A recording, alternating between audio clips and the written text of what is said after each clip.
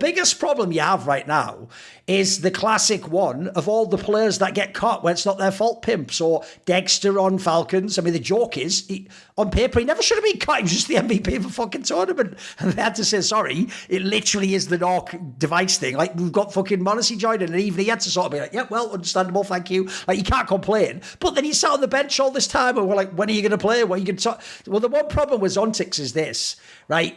People might not know this because it hasn't been brought up, because understandably it's a sensitive topic. But obviously he was a Ukrainian playing in a Russian team with all Russian players. And I can tell you, the few times I tried very carefully behind the scenes last year, sort of asking, like, what's the deal with that? Like, does he not have a problem with that? They said, oh, don't worry, he gets like hated on quite heavily, actually. Like, apparently people do criticise him and ask, like, why do you play for that team and stuff? And maybe you shouldn't, maybe you should do like a lot of the Ukrainians in CS have and split over and not play with them. So the one angle I have is this, right, which is I'm going to look into this. I'm just floating this now. I have no concrete information, which is I'm going to actually go and try and dig into that a bit more very carefully to find out what is his situation, because I saw someone imply, this is why I'm going to be careful about it, I saw someone imply that maybe the reason he played in Spirit was maybe he is one of those Ukrainians who does live in the eastern part, where some of them do essentially think of themselves as more aligned with Russia, or they don't have a problem with Russia or something. So I'm going to look at that. The reason why I say that is because if that isn't a problem, bro, if it's just that he was the one weird Ukrainian guy playing in a Russian team, but technically he has no problem with Ukrainians, the rest of the spoken world,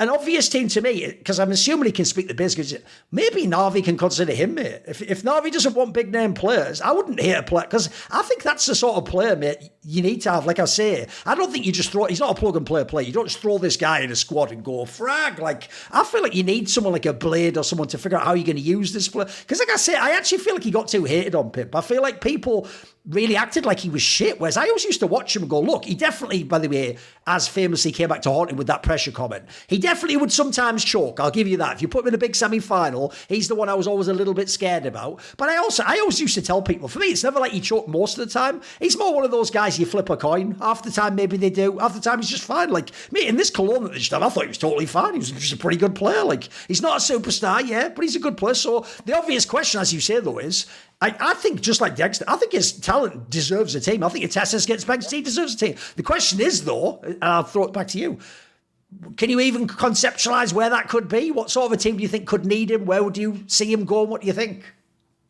Yeah, that's a really good question. No, I think VP is sad and mad about the timing, to be honest. I think VP yes, to get a player like zont1x, you know, not against Perfecto, but Perfecto is a bit of a gamble, has been out of the game for quite some time. Sure. I think you slot in zont1x instead of Perfecto, and that team starts to make an awful lot of sense in that regard.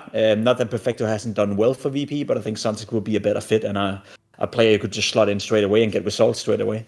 So I think that's an opportunity if Perfecto doesn't work out, if someone else in VP doesn't work out.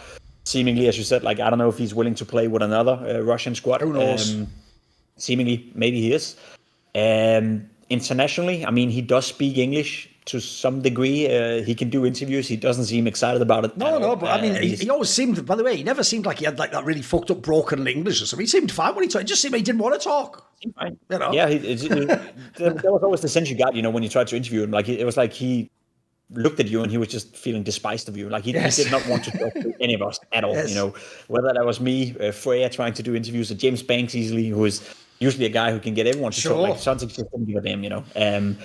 So I don't know. I also do want to throw into the mix that's the one angle we always have to keep in mind. Like, we do not know how they act in practice. We do not know how they act, you know, when they're traveling, when they're at tournaments. And judging from his body language, you know, not the most exciting guy to be around. Maybe he's a jokester. Who knows? Maybe he's always, you know, coming into to practice with a good mood or a good energy. But he strikes me as a player that is just a bit, you know, bored in a sense, and he doesn't add any energy to any team. And sometimes I think there's also a level to accept that when you're on a team, you need a certain amount of energy, you know, and I don't see any of the Spirit players, you know, really being that hyped up guy.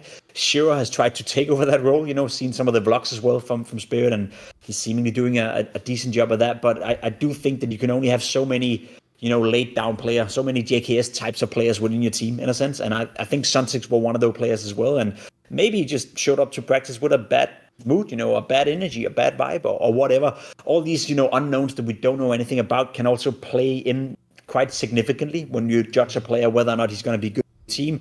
One thing is how he performs in the games. One thing is how he performs in big games as well. But if you have a player like zont1x who's a decent player, a good player, you know, always on the balance of, you know, are you good enough?